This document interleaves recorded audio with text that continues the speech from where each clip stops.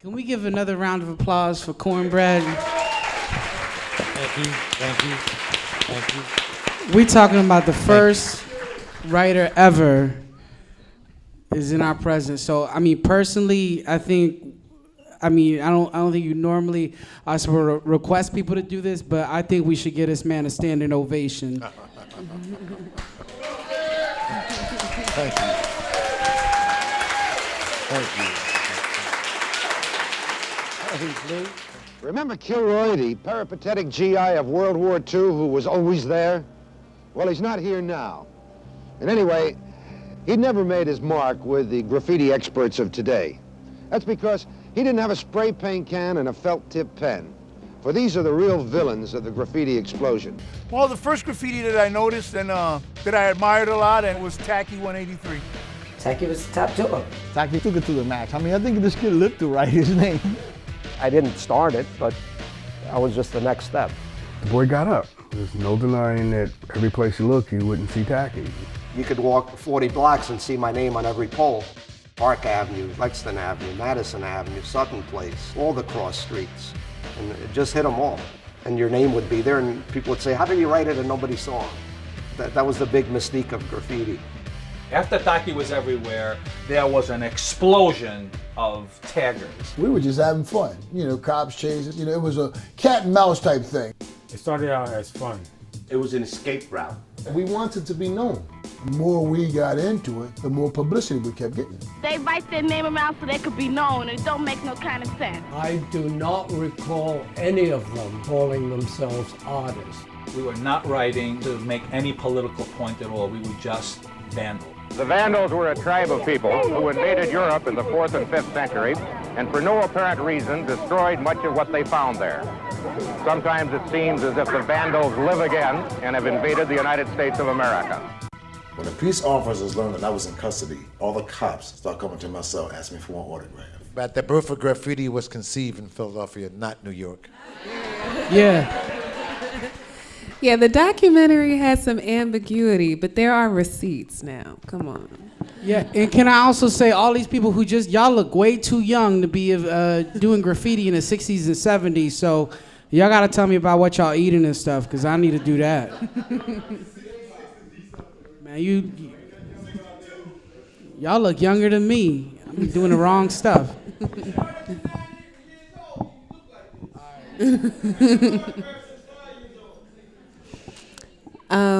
The first question that I have for both of you, and let's start with Cornbread, is when you got started, what do you remember seeing? What was the city like, and how did it change?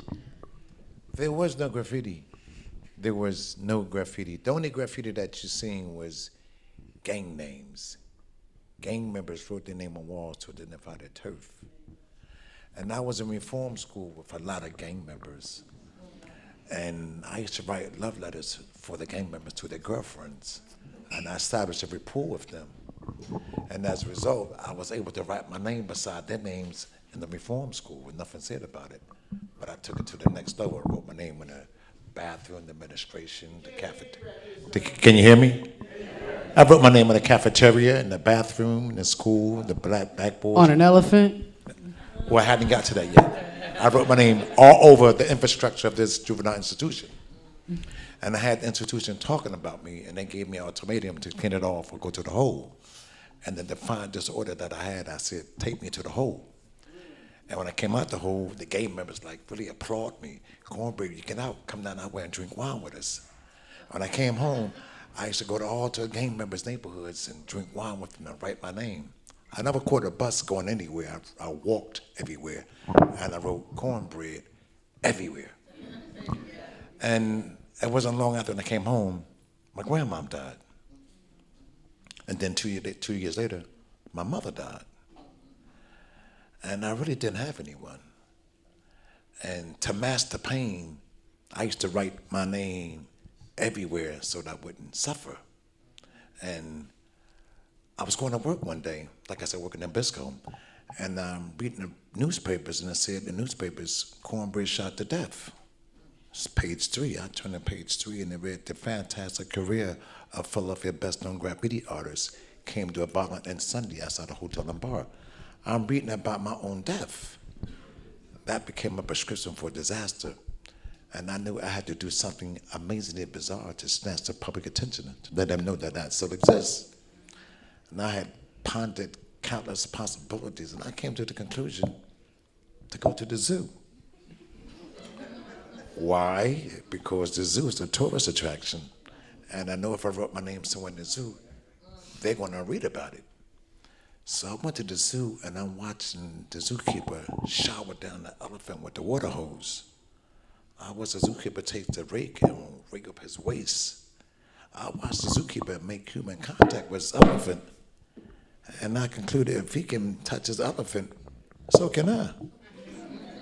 He was holding the elephant's trunk. The elephant had been in captivity for so many years, became domesticated, tame. And he allowed the human contact with him.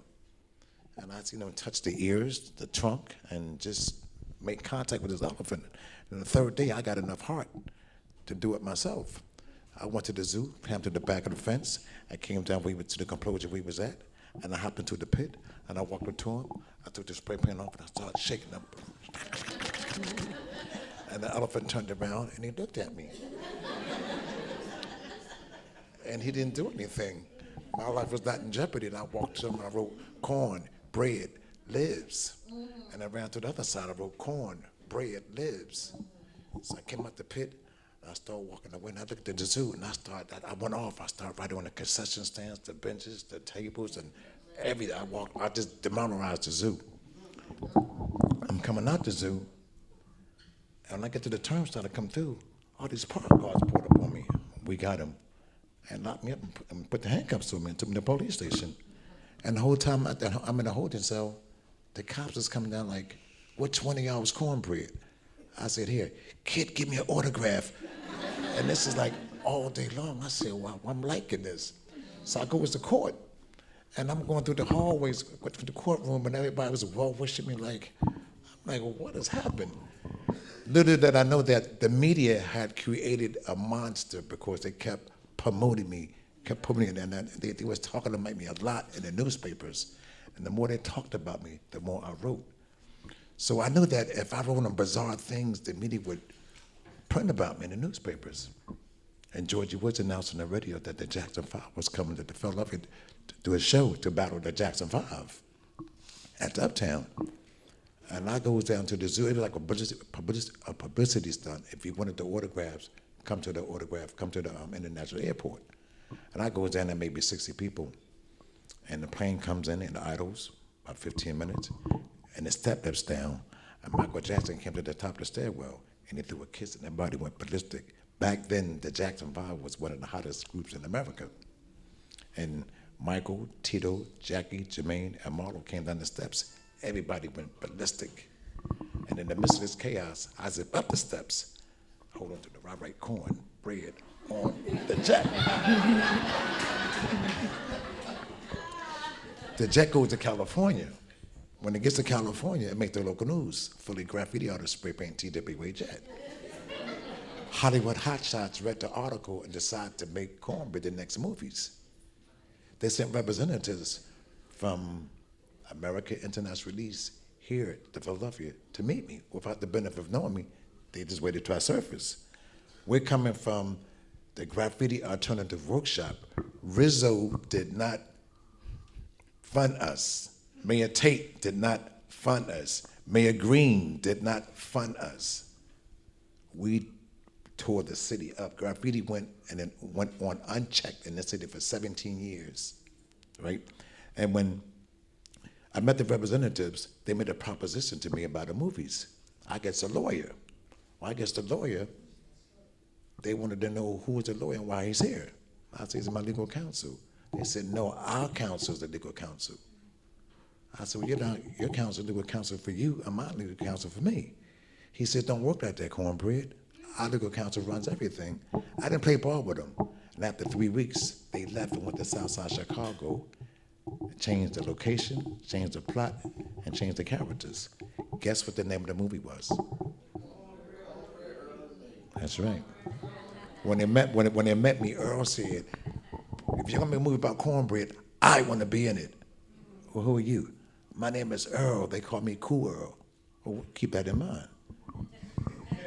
And that's what Cornbread will come from. Everything will change. Rob, how about you? So I grew up in the 90s, and you know, one of the things that I've realized going through school is there's this incredible story called The Invisible Man by Ralph Ellison, and it's the story of someone physically being in a space but not really existing, and other folks not interacting with them. And I think that was my truth, my reality for a long time.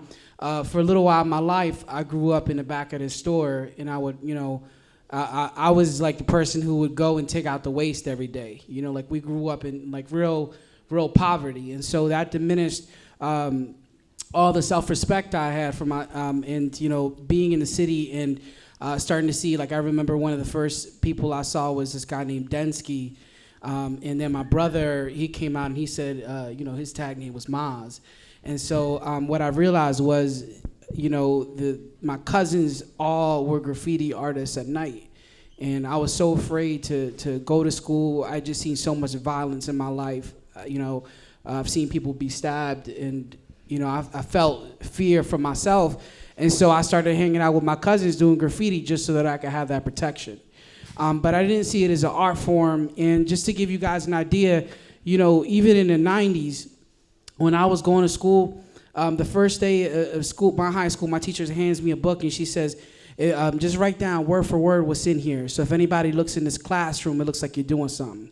So that was my education, right? So even though I was doing graffiti, it was really as a social thing. And my graffiti is so different than a lot of the stuff I see today. Like when we was doing graffiti, we would have to, you know, sweep syringes out the way because this was, you know, right after the crack epidemic, and we'd have to wait for prostitutes to do their thing, you know, before we went into that same space. And so, you know, one of the things that I think about quite a bit is when I started to go to college, it was really because, you know, I didn't see any way out. Like I grew up in this family with 57 first cousins, and all the men, you know, at some point or another was in prison. And so, you know, when I decided to go to school, I wanted to go for something that I didn't have to write for because I had a poor education in Philadelphia. And so for the longest time, I was working, and, you know, I would hear a lot of noise happening in the ceramic studio. And what I realized is all the people needed the equipment, so they would physically be in the pottery studio all the time. And that same sort of socialization that I went for in graffiti was what I was looking for in ceramics. And so years later, I found myself still working in clay. And, you know, one of the things that's really important for a lot of folks to know here, the people that stood up and that Cornbread named, and Cornbread himself, these people are responsible for thousands of careers and thousands of lives.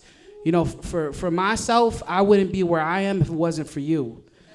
That's right. And there's a lot of in between. So I just want to, I'm really just here.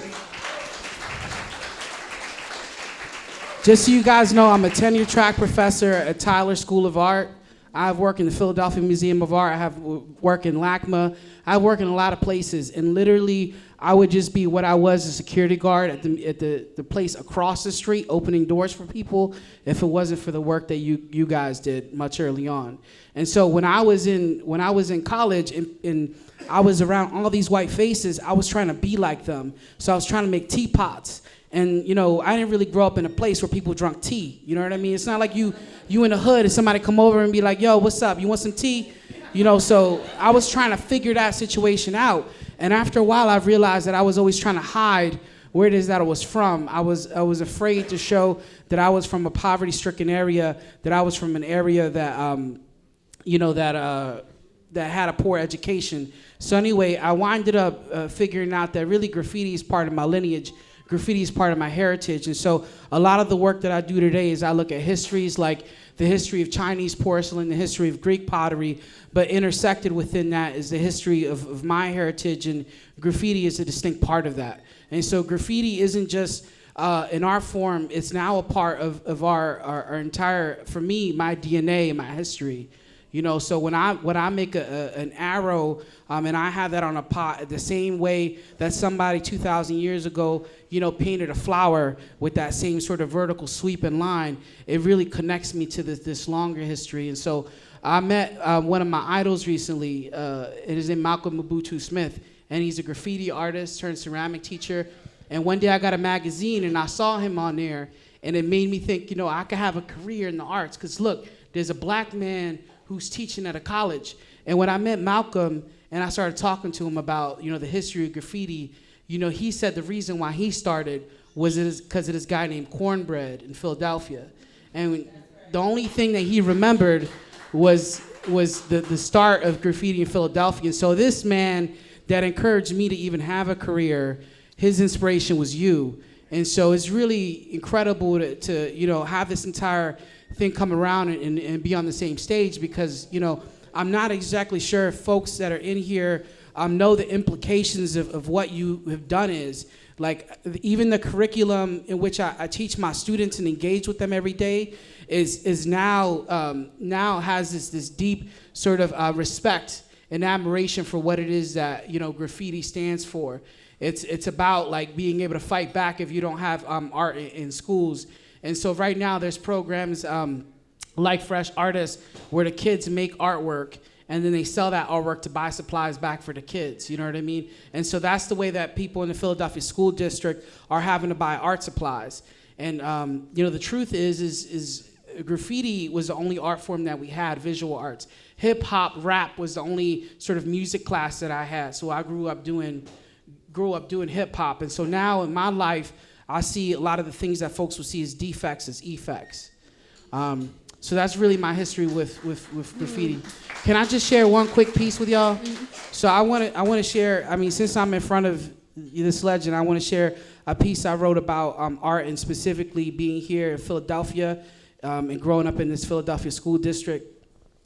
So when you cut the arts, baby, you cut the heart strings off the body that freedom rings. If you cut the arts to fund war, what are we fighting for? You tell me to paint houses, but not to paint no canvas. You rather see me in encampments than exceeding on a campus. Without art, how you gonna dance when they ace that math test? Who's gonna sing your praises when you get that high mark? Without art, we're prone to draw guns, apt to sing war cries, dance around the issues. You wanna stop violence? Pick us some violins. You see, those who draw good be the last to draw blood, and those who throw pots were the last to throw shots. So when you cut the arts, baby, you cut the heart strings off the body that freedom brings.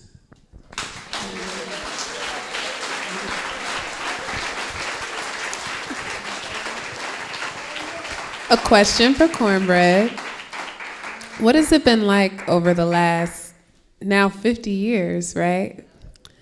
Watching something that you started evolve in all the directions that it's gone into around the world. I would like the graffiti artist, the graffiti writer, to be part of the awards. Like they have awards and BET awards, because we are the first element of hip hop. That's right. Before us, there was nothing. I mean, you had the gangs, you had the drugs, you had, you know, a lot of subculture things going on. But we wasn't part of it. Many of us became part of this because we refused to be involved with the drugs and the gangs and the killings. I mean, for that part, that's what I was about. Having said that, I want to thank a lot of you people who came out tonight. I see a lot of familiar faces. I emailed a lot of people. I tried to promote this as best as I could. I wasn't expecting this turnout because I kept telling that, you know, I feared the turnout to be low, but I thank you all for showing up. Thank you very much.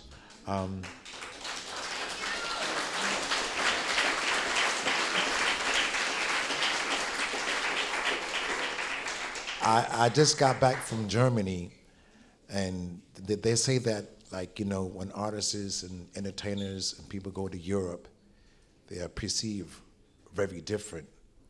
You won't know it until it happened to you. I've never been treated so respected in all my life.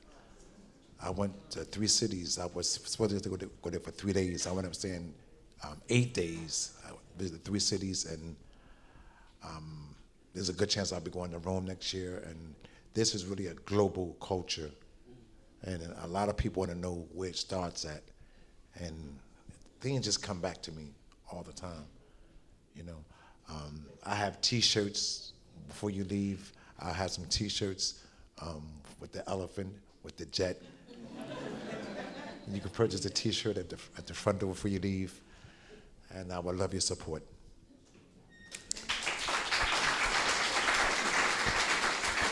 So what I would like people to do is I would like folks to start evaluating art and have a currency for innovation. So I almost see every artist is trying to make $1, right?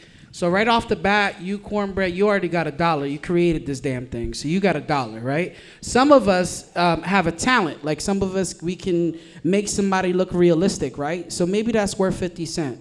Maybe if you got something real good to say with your artwork, maybe that's worth a quarter, right? So I feel like in a field like ceramics, for example, I could go to a conference of 6,000 people and meet like 3 or 4 people that's black. So when that person makes a cup or makes a pot, for me, the fact that they have that distinct experience of knowing what it is to live a life with you being constantly discriminated against and looked at a certain way because of your looks, and they make a pot, that's worth something. You know what I mean? And so one of the things I hear a lot about hip hop and graffiti is folks will evaluate artists, some of the innovators of our field, based off of what's happening now and what they see in front of them now. But what they don't realize is those things wouldn't exist without the predecessor. So you have to be able to look back and say, these folks were making this stuff and they were coming up with it. They were creating the idea of this thing that we get to, riff off of today. And so, the respect for the beginnings of graffiti, I think, really need to be more apparent than all of the sort of exposure that contemporary graffiti artists get.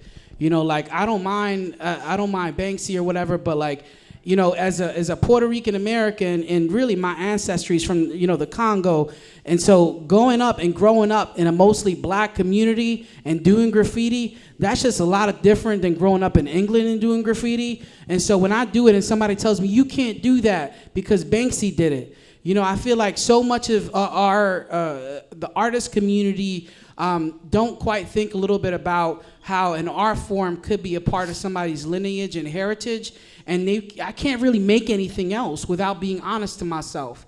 And so, the world's given me this narrow sort of ability to be able to say something with my life, gave me this lived experience, and this is all I can work from. And then people that have this entire bigger circle are coming in and saying, you know what, you can't do that because I got there first. And so for me, I think thinking a little bit about innovation, thinking a little bit about giving currency to people's lived experience, I think is so important. It's something that gets missed so much. Like we're constantly, in art schools, we're constantly giving scholarships to students who have portfolios. You know where students get portfolios at? They get portfolios at school that have art. How many black and Latino students you think in the city of Philadelphia have art in school? So if they decide to go for something like art, you know what happens? They're the ones who are paying for it. So the kids that grew up with art, they don't have to pay shit. And then the people that grew up without art, we got to pay. So that's the reason why we don't have that many people in the visual arts that are people of color. And so I think paying homage to those distinct experiences, I think, is really incredibly important.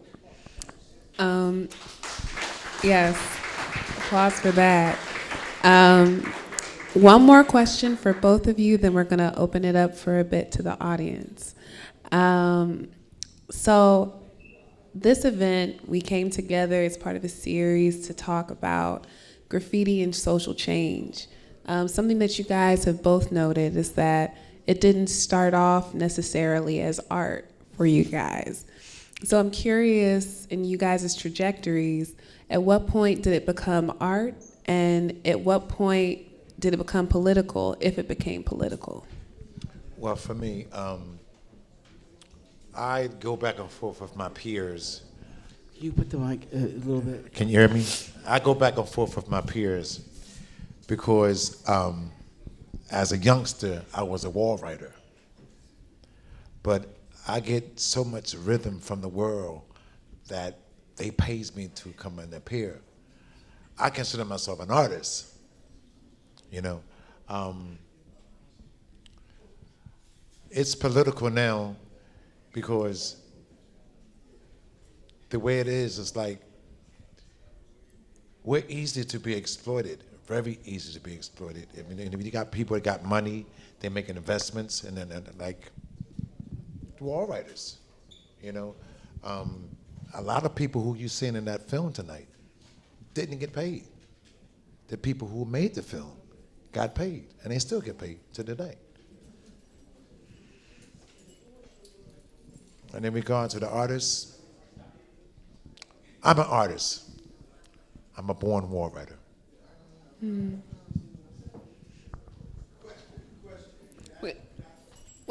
We're gonna open up to audience Q&A just right after Rob responds. So can it's a hard question for me to find because you know, I think I've lived a life, and many a person who grew up in the hood in here probably grew up in this way. That you're constantly looking like to everybody else as though they're your superior, and so going through art in school, everybody was telling me, you know, like your work, you don't have good craftsmanship, you don't have good scholarship, you know, you're not a good writer, and so I believed all those things. And so I didn't really believe that I was an artist. And when I got to graduate school, my brother got locked up for 5 years, and my brother wrote me a letter, and in the letter he signed it, this is Maz, without wax, and Maz was his graffiti name. And without wax means all sincerity, but it was a term used during the Renaissance for a sculptor to be able to say, hey, I made this without wax, I made this without purity. And so my brother, who was locked up, was telling me, you know, was giving me a history lesson. And, you know, through reading that process, reading that letter and how he was referring to me as an artist, I realized that I'm not just making work and representing myself, I'm representing my brother, I'm representing my family and all the work that they did. And so I carried the burden on me to be able to do something bigger. And so I felt like I needed to have a pride in what it is that I did. And so when I started making art, for example, and making it from my history, my parents came out, and to see my father, who's like as tough as nails, you know, get emotional about the stuff that I was making. Like, my family is just happy that I'm alive, right? My family's happy that I'm alive. They're real happy that I'm not in jail. That's some real good shit right there. That's rare, right? And then on top of it, I went to school, and I'm teaching other people. You know, so the pride that comes out of them whenever I'm around them is just infectious. And I feel like anything that I could do to make them more proud, that's really my goal in life. And so if that means being an artist and trying to be the very best artist I could be, that's what I've taken on as a role. But really it's for representing a whole community of people whose voices never get heard. You know, who people don't think are capable of certain things. Like what I've been doing and what was written about in the paper was I just take my potter's wheel out in the street with a generator and I teach people how to throw pottery. And these are people who other people would think are drug dealers, who other people who are probably prostitutes, and I'm just teaching anybody and everybody. And you know what? I turn down gigs for several $1,000s to come and give an hour speech. And I go out and I give my time out for free. Because this is an egalitarian community, in my vision, that's how I foresee art. And so the point is you know, there's no, all this prestige and the things that people think are prestigious, to me, are valueless. Like, I've realized the function of money is just so that my son can eat, you know, but in reality, my prestige isn't, you know, being at some like Art Miami last year. I went to Art Miami, I had my work there, I had to wait for an hour to be able to get in to see my own damn artwork. And that sucked compared to this summer teaching children who've never worked with art before how to make something and see their exhibition, none of my artwork. That was so much more pleasurable. And so for me, art has really conflicted and challenged me to be able to perceive what prestige is, what it is to be an artist. For me, what I want at the end of my life is for nobody to know who I am. I want there to be so many Puerto Rican and black potters out there making money, doing little lectures that people are like, who the fuck is Roberto Lugo? You know what I mean? Because that's why I make ceramics. I make ceramics because ceramics has been used through anthropology to tell us the story of cultures past. Everything that's happened, and people say pottery shouldn't be political, but you know what? Greek pottery was about wars that were being fought. Greek pottery was about sex and all the things that were happening back then. And so for me not to include where I come from, not to include cornbread, not to include hip hop, not to include all those things would be me projecting a lived experience that I have yet to have. And so at the end of the day, I think what people are going to look back at us several thousand years later is they're not going to know individual names. Like when you look at Greek pottery, you don't say that's Hermidas, Rosenthal or whatever. You're like, hey, that's Greek pottery, right? So I think that's the same thing that's going to happen with us. And me, I take great pleasure in that because that takes all the burden off my shoulders of having to be this really great artist. And all I have to do is be part of this community. And I think that brings me great pleasure.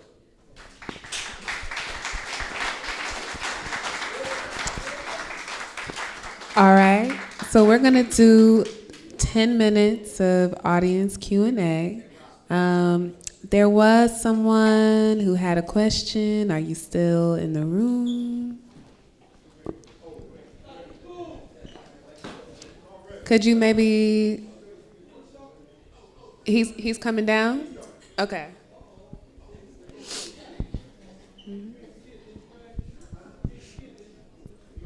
Yeah. Sir, the first question is yours. Thank you for waiting.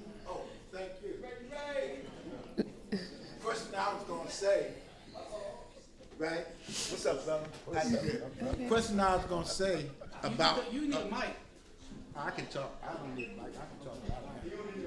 Question I was gonna say that they were saying, right, was give me the mic. The question I was gonna say. My name Dr. Koo, number one. That's me. Now, they was talking about wall writing. Wall writers, where it came from Philadelphia. It was vandalism when we was doing it. Wall writing was vandalism. Hey, we destroyed a whole lot of buildings. But then one day, I'm gonna tell you the truth, how it became an art. It became an art. It was a starving artist. He used to take pictures of trees, rivers, cars, and everything. Then one particular day, in the summer of 1969 or 1970, he happened to stumble across I forget what it was. It was it was a name written on the wall on a tin piece of metal. And he happened to take it down. And when he took it down, he took it to the Pills Art Gallery, which was located at 18th and Chestnut.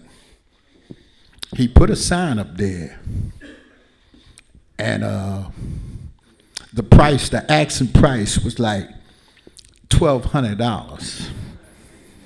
And that's where art came from this guy they called Dr. Koo. See, we was just wall writers then. But then, once that graffiti appealed in the gallery, that's when we decided to call it art. It was no longer graffiti. We was now known as artists. And I am the first one to be in the art gallery. That's all I had to say.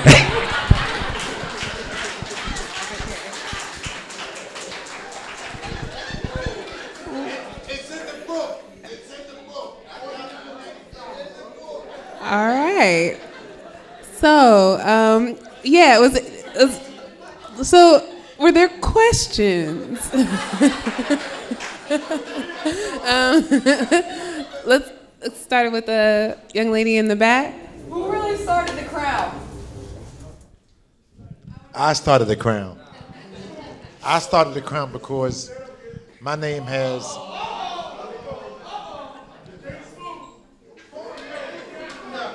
I started the crown because my name has 9 letters in it. No. And Titty, my partner was Titty. And by the time I write my name Cornbread, hey, Smooth. By the time I would write my name Cornbread, Titty would write his name 4 or 5 times. I wrote my name real big and real legible, and you couldn't miss it. And Titty would write Titty all over it around my name. So Titty one day wrote Titty, King of the Walls. But I had drawn Titty into the culture himself. I said, Titty, you can't write that on the walls. He said, well, nice guys, I brought you in here. I'm the king. And all kings wear crowns. And I wore the crown. I was the first person to wear the crown. And King Smooth followed up in pursuit.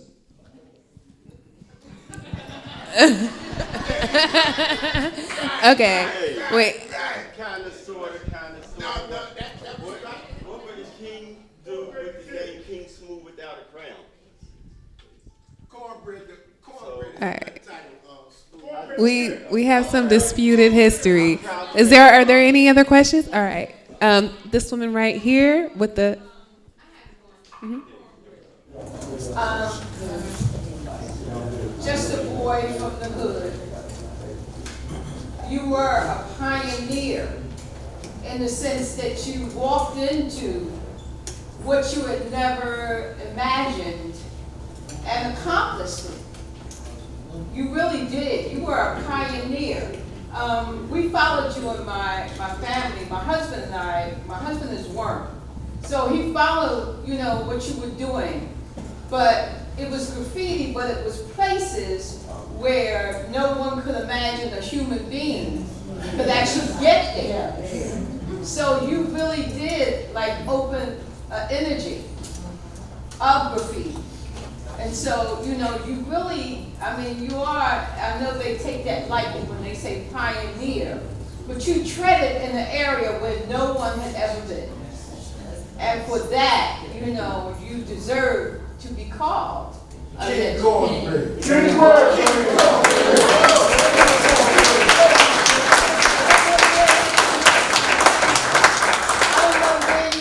Got that tenacity from, but you really, really did pull into a certain tenacity that allowed you to go into that energy.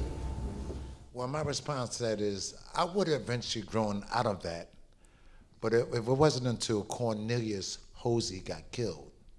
Cornelius Hosey, everybody called him Corn, short for Cornelius. And when Corn lay dead in the street, the media erroneously announced my death. They thought the corn for Cornelius was the corn short for cornbread, and wrote my death. And I knew that to bring all this writing I had done, I had to bring it back to life. I wasn't gonna let my reputation go to Corn's grave. And I had to do something bizarre. Had Corn never got killed, I think I would have eventually grown out of that. But well, that's where it started. That's where it started at. And when I found out how easy I can get in the newspaper, see, I love to read about myself in the newspapers. And that was only passed down through the generations, When I wrote on the elephant, they talked about that. Then I wrote on the jet, they talked about that. Then I wrote on some cop cars and paddy wagons, but they didn't promote that because they didn't want a copycat effect. Do you know where the clothespin is at downtown? Well, right behind the clothespin is a big bank, a skyscraper. That building was under construction. I was coming from the Fox movies, and I never went anywhere without spray paint. So when the movie's over, I'm walking by this construction site, and I looks up, and I see this building under construction, so I came over the fence, and I went to the shaft elevator that takes the material to the upper floors, and I pushed the 44th floor. And I went all the way up to the 44th floor on this massive slab of concrete. I wrote Cornbread, and that's probably still there to today. That was publicized. The elephant was publicized. The jet was publicized, but the cop cars and paddy wagons was not publicized because the police didn't want other teenagers wandering around writing on their vehicles. And that's been passed down through the generations, you know, and that's what I am. It was the media who created me, and other teenagers was to read about me, and they thought that, well, if he can do it, I can do it. And that's when Philadelphia became the graffiti capital of the world. It wasn't New York. When that movement migrated to New York has is the media capital of the world, and anything they do is magnified. Not only that, but during that era, the teenager in Philadelphia underwent a unique experience unlike any other city in America. We're talking about close to 150,000 teenagers involved themselves in a social uprise. We adopted college fraternity names to identify ourselves, right, Blue? Right. And we do with clubs all over the city, and that we replaced the gangs, and that was the movement. And when that movement migrated to New York just put a better spin on it and called it what? What you write? Hip hop. They called, there you go. They called it hip hop.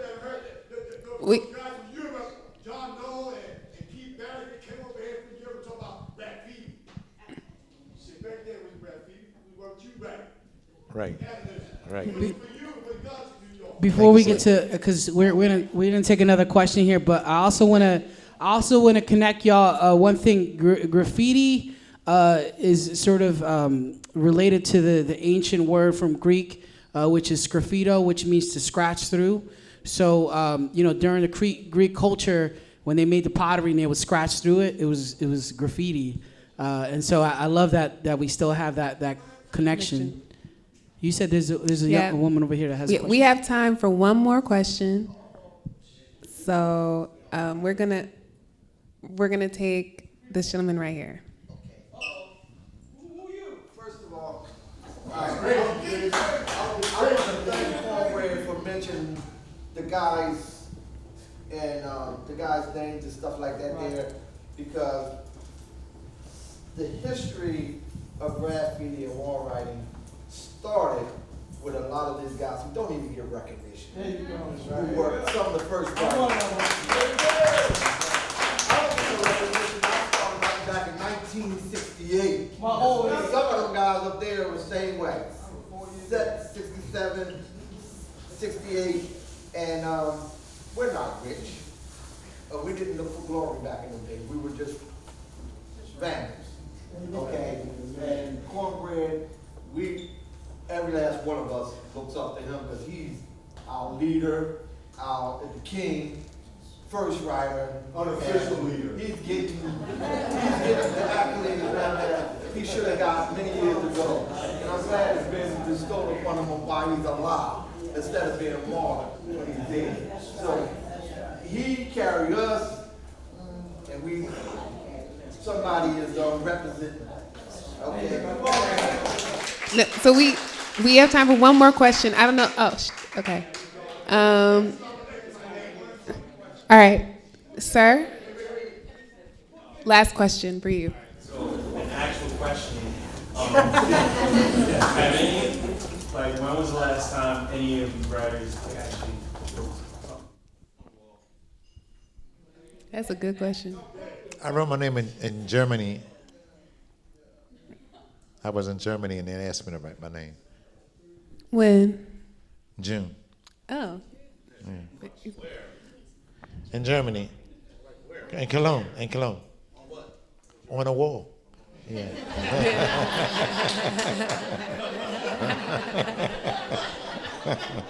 I gotta be careful answering that question just because I teach at a college and I like my job. So, but I would say officially, probably the last time that I actually drew graffiti, I did this piece in Philadelphia called "Ghetto is Resourceful," where I'm trying to like change around. I think a lot of times when people hear ghetto, they think, you know, about something bad. But for me, it means like resourceful. It means somebody who could like make something out of nothing. And so I went back to where I came from, and I took out, I dug a bunch of the dirt, and I cleaned out all the needles, and I made clay out of it, and then I threw pottery with it, and I drew a crown, and I made pots, and then I took those round pots, and I dotted all the crown with these round dots. So I think that's the last time I officially made something permanent outside.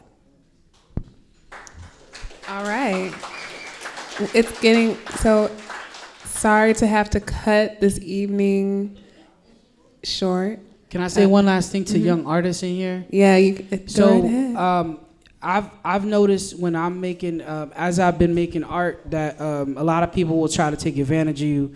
A lot of people are gonna, a lot of things happen when you start to get some notoriety in the visual arts. And so I have, you ever hear of Biggie Smalls, the 10 Crack Commandments? Yes. I wrote me 10 Commandments of being a working artist. So I thought that might be a good way for us to like put the I on the cross the T. Is that what they say? Dot the I's and cross the T. All right, word.